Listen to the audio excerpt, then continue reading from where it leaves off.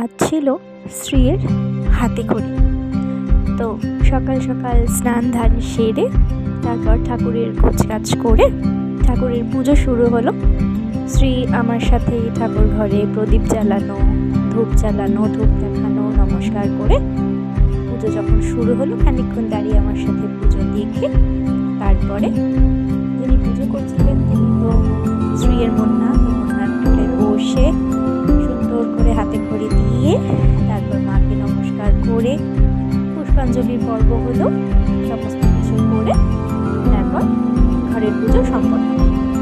আর যেহেতু হাতে খড়ি তো এখন তো স্লেট সাজানোটা একটা নতুনত্ব হয়েছে, তো আমি নিজের মতো করেই একটু স্লেটটা সাজিয়ে নিয়েছিলাম, নিজে যতটুকু পেরেছি ততটুকু। তো আমার বানানো বা আমার সাজানো এই স্লেটে সে হাতে খড়ি দিয়েছে।